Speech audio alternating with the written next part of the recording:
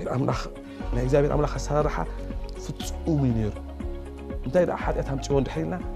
ምርጫና ንሕና ኣምጪናዮ ደስ በሎም ብናይ ሰብ ፍጥረት ብናይ ሰብ ናብዚ መሬት ወይ ድማ ናብዚ ዓለም ምምፃእ ኣዝዮም ከም ተሓጎሱ ኢና ዘለኹም ኢሎም እቶም መላእኽቲ ምስ መስከሩሎም ነገር ግን ኣብ ዒንቶም ዝጋረዶም ደመና ከም ዝነበረ ኩሉ ከምኡ ከዓ ጎይታ ኢየሱስ ክርስቶስ ብደመና ብኽብሪ ብሓይልን ብስልጣንን ክመጽእ እግዚአብሔር አምላኽና ሰማይን ምድርን ዝፈጠርኻ ናይ ፍጥረታት ፈጣሪ ናይ ሓያላት ሓያል ናይ ነገስታት ንጉስ ዝኾንኻ ክብሪ ምስጋና ስግደት ኣምልኾ ተጠቕሊልና ይኹን ነው ድማ ጎይታይ መዓረይ ኣብዚ ስክሪን ዚ ክንጅምር ከለና ጎይታይ መዓረይ ንሕና ጸጥ ክንብል ስኻ ክትዛረብ ፈቃድኻ ይኹን እዚ ኩሉ ከም ትገብርና ኣሚንና ሞ ብወድኻ ብኢየሱስ ክርስቶስ ስም ዝለመናካ ዘበለ ኩሉ ይትኽለና ኣሜን እግዚአብሔር ይመስገን እንግዲህ ሎም ዓንቲ ኣብዚ ትሪእዎ ዘለኹም ናይ ኣእምሮ ሰላም ኣፍቲ ኣጨናቂ ዝኾነ ዓለም ኢልና ኢና ክንጅምር ክብሪ ንኣምላኽና ይኹን ናይ ኣእምሮ ሰላም ኣፍቲ ኣጨናቂ ዝኾነ ዓለም ሰላም ለሃገርና ለገዛና በተለይ ለልብናን ለአእምሮናን ሰላምሲ አበይና ንረክብ ልብል ሐሳቢና لما عند كنزارة وحواتي سلامسي أو إنا نركب انقدي سب فترة خلو سلام يدليو سلام تسأل سبيلن جن سلام بمنتاي مخنياتنا كنروح ونخيلنا لما عند كنزارة እግዚአብሔር ይመስገን ሰባት ንሕና በተሐሳስባና ናይ ዘላለም ድልየትና ኩላትና ሰላም ከም እንደሊ ርዱዩ ማለትሲ ኩላትና ሰላም እንደሊና ሰላም ዘይደሊ ፍጡር የለን እሺ ሰላም እንደሊ እንተዳ ኮይና በምንታይ ምክንያት ኸይና ሰላም ክንረክብ ንኸይል ሓፍተይ ድልየትኪ እዚዩ ሓወይ ድልየትካ እዚዩ ማለት ስባ ይኹን ሰበይቲ ቆልዓ ይኹን ዓብይ سلام يزدلي استفالي عينات نجار قانقوا يحلوه سلام يزدلي جن كابيك متزخل سلام لنا كنا حسب نهاية أمور سلام كما يزبله قرم هافتيو نهاية أمور سلام قرم هافتي مخان تدع تردينا كما يجرنا خينا نهاية أمور سلام كنا نخيل حزونا وحطينا زلنا إذا عينة سلام تازي عفتي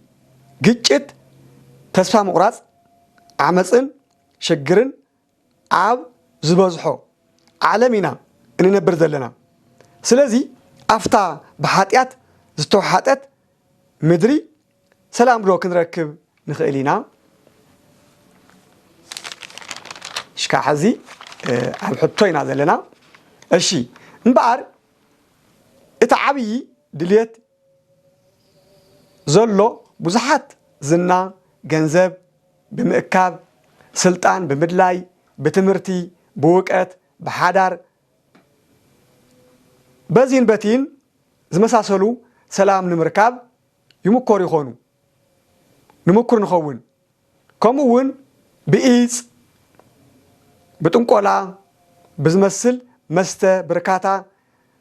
በካራምቡላ ፑል በስተፈላለየ ኣብዛ ዓለም ዝግበር ዝና أموري نكعرف تباهيلهم كم زجبرو استلمد أيو نجرجن إذا مستتقاسو كمون بزحات زي تتقاسو بزوم نجارات زياتهم كنا عرف إلنا مس إن حسب نأمرنا جنا ترحى تترف بزحسب تريت إغلي جزاوتي ماكينة دنقانات بزغرشي بعال سلطان بيتسب دفترا بيتسب شفر حاكم ممهر جبرنا حرستاي نداقي انجنيري بزحات سمم زي تتقاسو أبز مدري إنمك حلم كلنا يقول اليوم نجر جنا أنقالي لخوانا زمسل نجر كبرنا يخليو دفتراون كمو حق زمسل كرينا يخليو حاكم كاب حمامنا ንክንፍወስ ሽፈር ካብ ሓደ ቦታ ናብ ሓደ ቦታ ክንኸይድ ክወስደና ይኽእል እዩ መምህር ብውቀቱ ከመረና ይኽእል እዩ ኢንጂነሪ መንገድታት ጽርግያታት ክሰርሕ ይኽእል እዩ ድንኳን ሰርሕ እውን ከምኡ ብገንዘብና ክንለዋወጥ ንኽእልና ኣብ ባንክ ዝሰርሑ ዘቕመጥናዮ ገንዘብ ክውና ይኽእሉ እዮም ሓረስታይ እኽሊ ሓሪሱ ብገንዘብና ክንለዋወጥ ንኽእልና ሓደ ነገር ግና ክነግረኩም ይደሊ ሰብ ብገንዘብ ንሰብ ከእስር ከቐትል ናብ ዝኾነ ጭንቀት ከእቲ ይኽእል ሽፍታ እውን ክዘርፍ ሰበይቲ ሰብኣይ ክምንጥል ይኽእል እዩ ከመይ ኣብ መርገም ዝጠልቀየ ምድሪ ብኣዳም ምኽንያት ኢና እንነብር ዘለና በዞም ኣብ ላዕሊ ዝተጠቐሱ ማንም ሰብ ካብ ሞት ርእሱ ዘድሕን ሰብ የለን ኩሎም ዞም ዝተዛረብናዮም ጉዳያት ክግበሩ ይኽእሉ እዮም ኣብዚ ምድሪ ግን በዓል ሃፍቲ በዓል ጥበብ ሓረስታይ ክኾን ይኽእል ኢንጂነር ክኾን ይኽእል ዝተፈላለዩ ዓይነት እውቀትን ሃፍትን ዝተፈላለዩ ዓይነት ይሃልዎ ግን ካብ ሞት ከድሕን ዝኽእል ግን የለን ካብ ሞት ከድሕን ዝኽእል የለን ምኽንያቱ ብኣዳም ምኽንያት ሞት ስለተሰርዐ ካብዛ ሞት እዚኣ ግን ብገንዘበይ ከድሕን እየ ዕድመ ክውስኽ እየ ዝብል ፍጹም ኣብ ዓለም የለን ክብለኩም ይፈቱ ማለት እዩ ኣሕዋተይ ማንም ሰብ ካብ ሞት ርእሱ ዘድሕን ሰብ የለን ማንም ድማ ብገንዘቡ ብፍልጠቱ ነውሱ ካብ ካልኣይ ሞት ዘድሕና የለን እዚ ዝኾነ ምኽንያት እንታይ እዩ ኢልኩም ትፈልጡ ዶ ምኽንያቱ ሰብ ካብ ሞት ከድሕን ዝኽእል የለን ካብቲ ካልኣይ ሞት ከዓ ዳሕራይ ክነውግዐሉ ኢና ካብዞም ክልተ ሞታት ግን ሰብ ብገንዘብ ከድሕን ዝኽእል የለን የለን ኣይተጻሓፈን እሺ እዞም ዝረአናዮም ድማ ፍጹም ሰላም ፍጹም ዕረፍቲ ዝረክብ ኣይርከብን የለን እውን ምኽንያቱ እቶም ዘነበብናዮም ክፍልታት ገንዘብ ርኢና ኢና ሓኪም ርኢና ኢና ሽፈር ርኢና ኢና ዝተፈላለዩ ኣብዚ ምድሪ ርኢና ኢና ማለት እዩ መስተ ርኢና ኢና ግን እዞም ዝናዚኦም ሓደ ንልብና ዕረፍቲ የውናን ካልኣይ ከዓ ካብ ሞት ከድሕኑና ኣይኽእሉን ብሩኻት ኣሕዋተይ እግዚኣብሔር ሰብ ብዝፈጠረ ብፍጹም ሰላምታ ደስታ ብዘይጉድለት ንክነብር ኣብቲ ናይ ኣትክልቲ ስፍራ ኣቐሚጥና ነይሩ ነገር ግና ኣዳምን ሔዋን ናይ እግዚኣብሔር ትእዛዝ ምስ ተሓላለፉ ጓሃይ ተሰሚዕዎም ቅድሚኡ ናይ እግዚኣብሔር ምርኻብ ይናፍቑ ነይሮም ትእዛዝ ምስ ተሓላለፉ ግና ብሕፍረት ንባዕላቶም ተሓውኡ እቲ ዝነበረ ደስታ ሰላም ብጣዕስን ብፍርሓትን ተክእዎ ንባዕሎም ጥራሕ ዘይኮነስ ሕጊ ምስ ተሓላለፉ ዓለም ብምሉኡ ከምቲ ንሪኦ ዘለና ኮይኑ ኣሎ ብርግጽ ነፍስና ብእግዚኣብሔር እኳ ተጸምአ እቲ ሓጢአተኛ ሰብነትና ግና ልክዕ ከም ኣዳምን ሔዋንን ብድልየትና በዓልና ኣብ ምውዓል ብጭንቀት ብፀበባ ልዕል ዓቕምና ብምሕሳብ ኢና እንምላእ ብናይ በዓልና ሓሳብ ምስ ሓሰብና ቁፅሪ ዘይብሉ ሽግር ኣብ ልዕሊ ሽግር እናወሰኽና ንኸይድ ብናይ ዓለም ደስታ ዝመስል ብተጸራሪ እናወሰኽና ንኸይድ ምሸት ብሓጎስ ንጉሆ ህውከት ንጉሆ ብሓጎስ ቀትሪ ዕብዳን ቀትሪ ብሓጎስ ምሸት ብህውከት ዝተቃየረ ህይወት ሰቆቋን ሓጎስን ዝተደባላለቀ ዝተመሳቀለ ህይወት ንነብር እሺ ብሩኻት ኣሕዋተይ እዚ ካብ ኮነ ህይወትና ካብቲ ዝረአናዮ መጀመርታ ንሕና ክንፍጠር ከለና ካብ ኣዳምን ሔዋንን ኢና ተፈጢርና እግዚአብሔር ዝሃቦም ትእዛዝ ተዘይፍርሱ ነይሮም ኣይሞትና ነርና ይቅርታ ምክንያቱ ኣዳም ሔዋን ትእዛዝ እግዚአብሔር ተዘይፍርሱ ነይሮም ሲ ኣይሞትና ነርና ነገር ግን ትእዛዝ ብምፍራሶም ኩሉ ሞት ኣምጽዮሙልና እዚ ሞት እዚ ድማ ኩሉ ተሰሪዑሉ እዩ ካብ ሞት ክድሕን ዝኽእል ሓደ እኳ የለን ካብ ሓመድ ተፈጢርና ናብ ሓመድ ክትምለስ ኢኻ ዝተባሃለ ኣዳም ንዘራ ኣዳም ኩሉ እዩ ካብ ዝገርመኩም ግና ሓመድ ዝኸበረቶም ኣሕዋትና ደሞም ሓመድ ዘይተሸፈነ ኣዕጽምቶም ኣብ ልዕሊ መሬት ወዲቑ ኣሞራ በልዕዎም ከልቢ ጎቲትዎም ልዕል መርገም ኮይንና ንርከብ ኣቦታትና ዘይገብርዎ ግብሪ ወዲ ምስ ወዲ ጓል ምስ ጓል ስድ ዝኾነ ጸታዊ ርክብ ብምፍጻምን ደም ብምፍሳስን ምድርና ጠልቅያ ትርከብ ብሩኻት ኣሕዋተይ ካብዚ ኩሉ ንወጸሉ መንገዲ ኣሎዶ እወ ብርግጽ ኣሎ ኣነ ምስክር እየ እንተ ሓስየ ኣምላኽ ይፍረደኒ ብሩኻት ኣሕዋተይ ርግጸኛ እየ ምክንያቱ ካብዚ ነገር እዚ ንወጸሉ መንገዲ ሓደ መንገዲ ኣሎ ስለዚ ለወጠኒ እፈልጥ እየ ኣነ መን ከም ዝለወጠኒ ካብዞም ነገራት እዚኦም ካብዞም ነገራት እዚኦም ቁጥሪ ሓደ ኣነ እየ ነይረ ማለት እዩ ነይረ ይብለኩም ኣለኹ ግን ነይረ ማለት ዝኾነ ለውጥ ረኺበ ማለት እዩ እግዚአብሔር ይመስገን እሺ ክብርን እግዚአብሔር ይኹን ምክንያቱ እዞም ንጠቀስናዮም ናይ ዓለም ዝና ናይ ዓለም ኩነታት ታይሞም ጽየሙልና ሞተም ጽየሙልና ማለት እዩ ብዙሓት ሕዋትና እሞራ በሊዕዎም ብዙሓት ሕዋትና ከልቢ ጎቲትዎም እዛ ሓመድ ኢኻ ናብ ሓመድ ክትወርዲ ኢኻ ዝተባሃለትሲ ንሳ ዘይረኸቡ ሰባት ኣለዉ ማለት እዩ ወዲ ለወዲ ጓል ምስ ጓል ክግበር ዘይግባእ ኣብ ልዕሊ ሰበይትኻ ሰበይቲ ኣብ ልዕሊ ሰብኣይኻ ሰብኣይ ሰበይቲ ሰብኣይ ንመገሻ ክኸይድ ከሎ ካሊእ ሰብኣይ ዓርክ ዝበሃል ነገር ጓደኛ ዝበሃል ነገር ለጠፍ እዞም ነገራት እዚኦም ግን መርገም እዮም ብሩኻት ኣሕዋተይ እግዚአብሔር በዞም ነገራት እዚኦም ይሕጎስን እዩ እሺ ኢየሱስ ክርስቶስ ሰላም ናይ ሰላም ምንጪ እዩ ምክንያቱ ሰላም ክንረክበሉ ንኽእል መንገዲ ብምንታይ ኢና እንተኢለኩም ኢየሱስ ክርስቶስ ንልብና እንተደኣ ጋቢዝናዮ ሰላም ኣብ ልብና ይምንጩ ማለት እዩ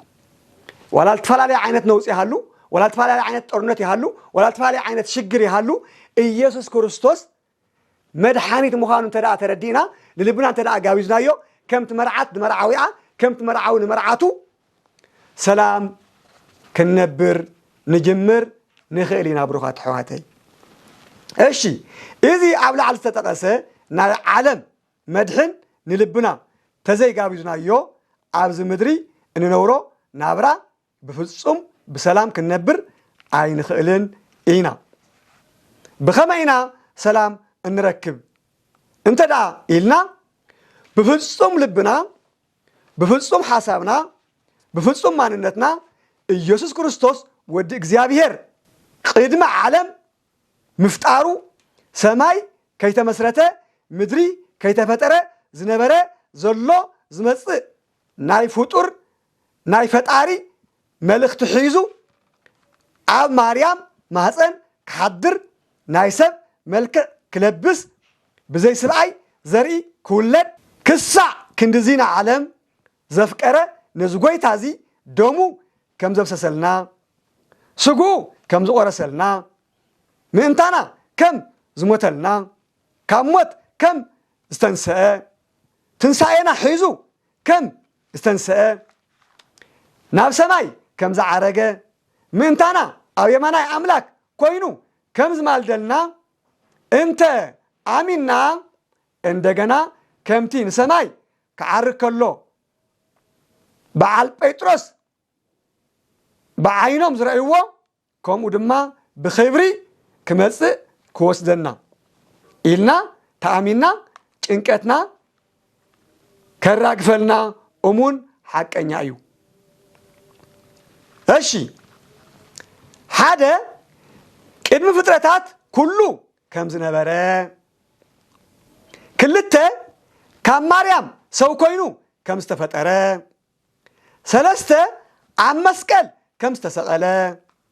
ራብዓይ ናብ መቃብር ከም ዝተቐበረ ሓምሻይ መቃብር ፈንቂሉ ከም ዝተንስአ ሻድሻይ ናብ ሰማይ ከም ዝዓረገ ሻብዓይ ኣብ ሰማይ ኮይኑ ኣብ የማን ኣምላኽ ከም ዝማልድ ሻምናይ ንፍጥረት ኩሉ ንሰባት ወንጌል ምስተሰበኸ ናብቲ ዘለዎ ስፍራ መጽኡ ከም ዝወስደና እዞም ካብ ሓደ ክሳዕ 8 ዝተዘርዘሩ انت امينا تاشعي دمو كاب حاتياتنا بدلنا كم زنصهنا عشراي منفسو ناب حق زبله كم زمرحنا انت امينا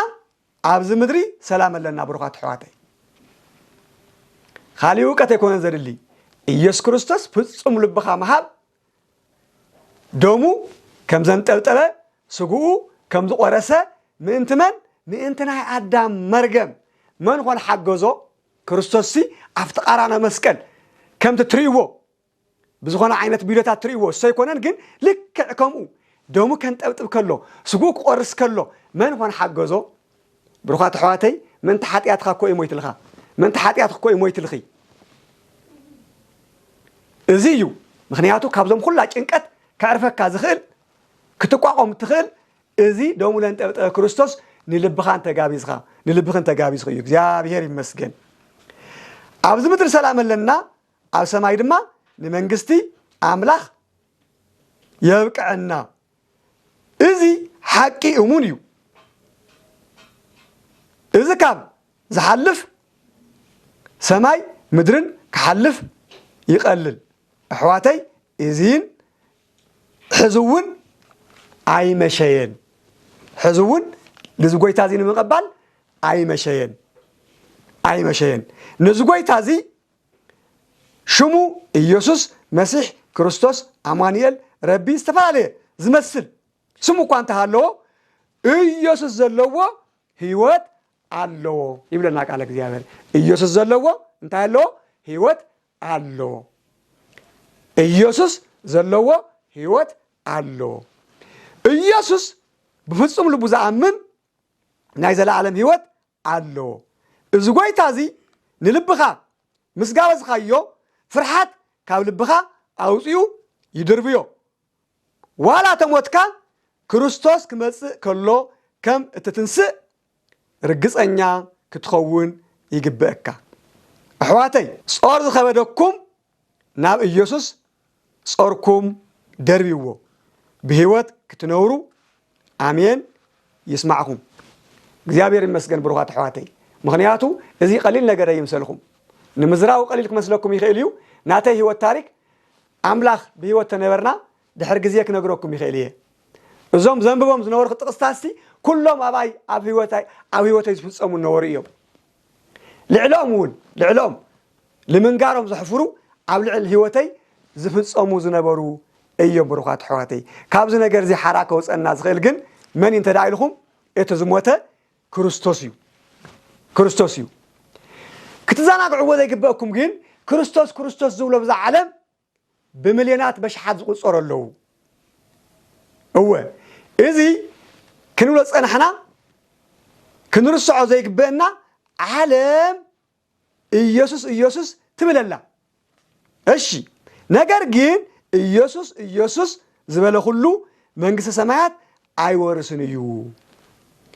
እቶም ናይ ኢየሱስ ውልድነት ዝተቀበሉ ከምቲ ንሱ ዝነብሮ ክለማመዱ እዩ ዝግብኦም ምክንያቱ ክርስቶስ አቦ አባይ ለጽውዕ እንተ ኮይና አነ ናይ ክርስቶስ መንገዲ ክኸተል ይለኒ ክርስቶስ ታዩ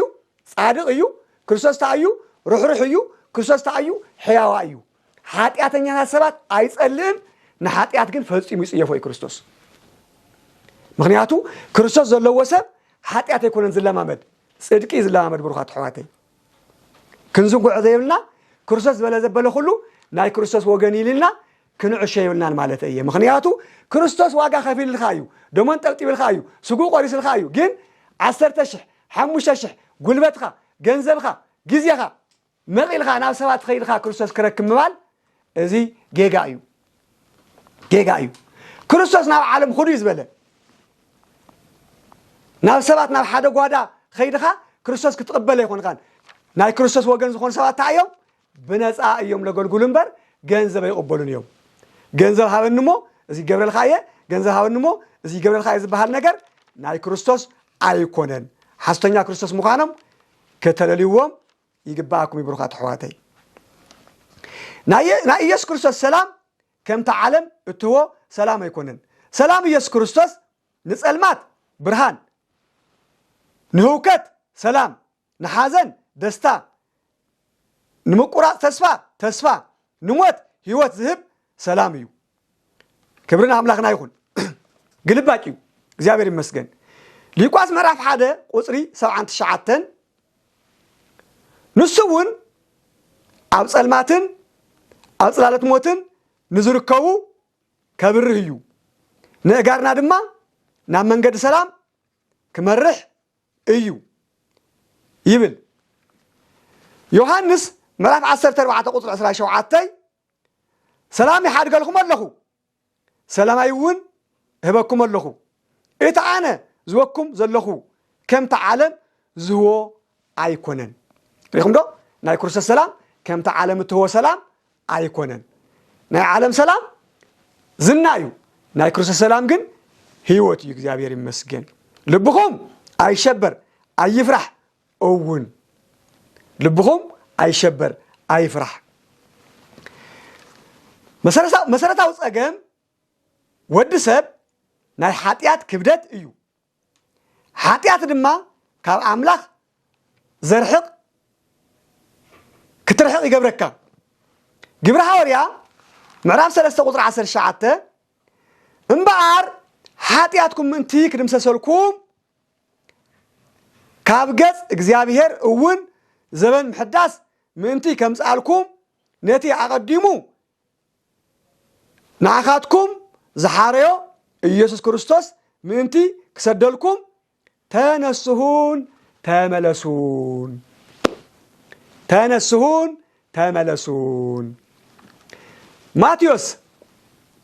ማቴዎስ ኢየሱስ ክርስቶስ ኣብ ምዕራፍ 11 ቁጥሪ 28 ኣቱም እትጽዕሩን ጸር ዝኸበደኩምን ኩልኻትኩም ናባይ ንዑ ኣቱም እትጽዕሩን ጸር ዝኸበደኩምን ኩልኻትኩም ናባይ ንዑ ኣነ ክዕርፈኩም እየ ቀዳማይ ዮሐንስ ምዕራፍ 1 ቁጥሪ 9 ሓጢያትና እንተ ተናዘዝና እግዚአብሔር እሙን ጻድቅን ስለዝኾነ ንሓጢያትና ይቅር ክብለልና ካብ ኩሉ በደልናን ከንጽህና እዩ ቀዳማይ ጴጥሮስ ምዕራፍ 5 ቁጥሪ 7 ንሱ ይሓልልኩም እዩ እሞ ንኩሉ ጭንቀትኩም ኣብኡ ኣውድቕዎ ዮሐንስ ወንጌል ምዕራፍ 1 ቁጥሪ 12 ነቶም ኩሎም ዝተቀበልዎን ብስሙ ንዝኣምኑን ግና ውሉድ እግዚአብሔር ክኾኑ ስልጣን ሃቦም ነቶም ኩሎም ዝተቀበልዎን ብስሙ ንዝኣምኑን ግና ውሉድ እግዚአብሔር ክኾኑ ስልጣን ሃቦም ኤፌሶን ምዕራፍ 2 ቁጥሪ 8-9 ንክርስቶስ ብምእማን ብጸጋ ኢኹም ዝድሓንኹም እዚ ከዓ ውህብቶ እግዚአብሔር እዩ እምበር ካባኻትኩም ኣይኮነን ሓደ እኳ ከይምክሓስ ብግብሪ ኣይኮነን ሓደ እኳ ከይምክሓስ ብግብሪ ኣይኮነን ይብለና ኣሕዋተይ ምክንያቱ እዚ ቀሊል ነገር ኣይኮነን መጽሓፍ ቅዱስ ብምሉእ እንተዳሪእና እዚኣ ሪኢኹማ መጽሓፍ ቅዱስ እያ እዛ መጽሓፍ ቅዱስ እዚኣ ኣነ እኳ ዋላ ትጋግየ ተዘንብበልኩም እዛ መጽሓፍ ቅዱስ እዚኣ ግን ኣይትጋገን እያ ብሩኻት ኣሕዋተይ እዚኣ ሓቂ ሒዛ ዘላ ካብ ዘፍጥረት ጀሚራ እስካብ ራእይ ዮሐንስ ታያ ትዛረብ ናይ ክርስቶስ ኣብ ብሉይ ኪዳን ከም ጽላለት ክርስቶስ ክመጽእ ምዃኑ ብዝተፈላለየ ዓይነት ምክንያት ንነቢያት ይዛረቦም ነይሩ ኣብ ሓድሽ ኪዳን ግን ቁልጭ ኢሉ ክርስቶስ በዓሉ መጽእ እዩ ከም ትረኣኹም ዓንተ ወለነምናዮ በዓል ጴጥሮስ ብዓይኖም ሪኦም እዮም ብደመና ካርክ ከሎ እንደገና ከምቲ ብዓይኖም ዝረእይዎ ክምለስ እዩ ፍጥረት ሁሉ ብሩኻት ኣሕዋተይ ካሊእ ጥበብ ይኾን ዘድልየና ፍጥረት ሁሉ እቶም ንክርስቶስ ዝሰቐልዎ ከይተረፈ ክትንስኡ ብዓይኖም ክርእይዎ እዮም ነገር ግን ሓደ ነገር ኣርጊፀ ክነግረኩም ዶ ብሩኻት ኣሕዋተይ ኢየሱስ ክርስቶስ ዘለዎ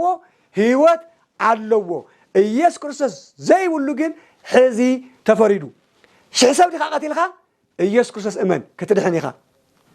ዝኾነ ዓይነት ሓጢያት ግበር ኢየሱስ ክርስቶስ ከም ዝሞተልካ እንተ ዳ ኣሚንካ ክትድሕን ምዃንካ ርግፀኛኹን ዓለም ዘይትብሎ ነገር የለን ገዛ ዘቃፀለ ኣይድሕንን ሰበይቲ ኣይዝኸደ ኣይድሕንን ገለ ክንደልና ንቆፅሮ ኖ መጽሓፍ ቅዱስ ከምኡ ይብልን ሰብ ኩሉ ሓጢኡ ክብሪ ኣምላኽ ስኢኑ ሓጢአት ገደብ የውልን ይዕበይናስ ሓጢአት እዩ ግን ኢየሱስ ክርስቶስ እንተዳ ኣሚንኻ ግን ሓወይ ክትድሕን ምዃንኻ ርግፀኛ ኮይነ ክነግረካ ይደሊ ብሩኽ ሓወይ ብሩኽ ተሓፍተይ ኢየሱስ ክርስቶስ ምእማን ማለት ዕሽነት ኣይኮነን ብልጥነት እዩ ኣብዚ ምድሪ ሰላም ኣሎ ኣብ ሰማይ ከዓ ናይ ዘለዓለም ህይወት ኣሎ ሰብሲ ከመይ ይትንስእ ኖ ይትንስእ ኣነ ሓረስታ እየ መሽላ ሓር ዘርየ ሓንቲ ፍሬ ዘርየ እያ ምስ ሓመድ ምስ ተቀላቀለት ዝናብ ምስ ወቅዓ ካብ ክልተ ሽማግን 1700 ፍሬ ቆፂረ እየ ሓንቲ ኳ ዘርያ ብሩኻት ኣሕዋተይ ንሕና ከዓ ክርስቶስ ተኣሚንና ምትንሳስ ንእግዚአብሔር ዝኸውዶ ነገር የለን ዕትሮሲ ንሰራሕዩ መን ሰሪሕ እንደይብል እዩ ካብቲ ድዕልኻኸ ናፍቲ ኣቕሙጠን እንደይብል እዩ ዕትሮ ስራሓት ሰብ እዩ ንሕና ንእዞ ላብድናይ ነቕሙጦ ንሕና ከዓ ናይ መን ኢና ናይ እግዚኣብሔር ዕትሮ ኢና እቲ ዝበለና እንተ ደኣ ኣሚንና ክንድሕን ሰማይ ብቃልኡ የፅንዕዎ ምድሪ እውን ብቃልኡ መስሪትዋ ባሕሪ ኣሎ ብትሕቲ ምድሪ ግን ፀኒዓ ትነብር ምድሪ ሰማይ ከዓ ባላ ይውልን ፀኒዑ ይነብር ስለዚ ብሩኻት ኣሕዋተይ ኢየሱስ ክርስቶስ ምእማን ብልጥነት እዩ ኢየሱስ ክርስቶስ ምእማን ብልጥነት እዩ ኢየሱስ ክርስቶስ ምእማን ብልጥነት እዩ ናይ ዘድሕነኒ ናይ ኣብዚ ቦታ እዚ ጠጠው ክብል ዝገበረኒ ኢየሱስ ክርስቶስ እዩ ዋላ እንተ ሞይተ ክርስቶስ ክመፅእ ከም ዘሎ ክመፅእ ከሎ ከም ዝትንስእ ርግፀኛ እየ ኣነ ታሪከይ ብዙሕ ኣሕዋተይ ልፈልጡ ንዕርኽተይ ኣለዉ ግን ሕዚ ታሪከይ ለዊጥዎ እዩ ክርስቶስ ንኣኻ እውን ኣይመሸየን ታሪክኻ ክልወጥ ብጦርነት ታሪከይ ልወጥን እዩ እስኻ ምስ ሞትኻ መን ክነብራ እዛ ምድሪ እዚኣ እኮ ንበሩላ ኢልና እዩ ኣልምዕዋ ኢልና እዩ ለኣና ይሂብና እስኻ ሞይትኻስ ብድሕረኻ ምድሪ መን ይነብራ ኢልካ ትሓስብ ምድሪ ምስ ፀንተወትሲ ልመን ትኾይንካ ትሓስብ ብሩኽ ሓወይ ብሩኽ ተሓፍተይ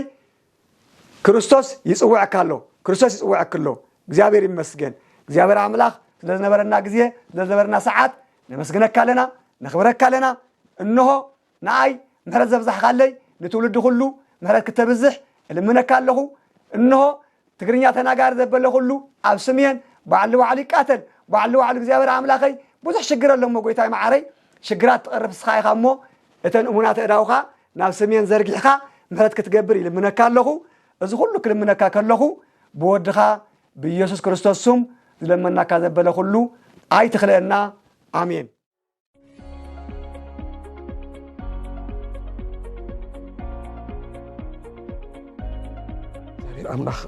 እግዚአብሔር አምላክ አሰራርሓ ፍጹም እዩ ነይሩ እንታይ ደኣ ሓጢአት ኣምጪዎ እንድሕሪና ምርጫና ንሕና ኣምጪና እዩ ደስ በሎም ብናይ ሰብ ፍጥረት ብናይ ሰብ ናብዚ መሬት ወይ ድማ ናብዚ ዓለም ምምፃእ ኣዝዮም ከም ተሓጎሱ ኢና ዘለኹም ኢሎም እቶም መላእኽቲ ምስ መስከርሎም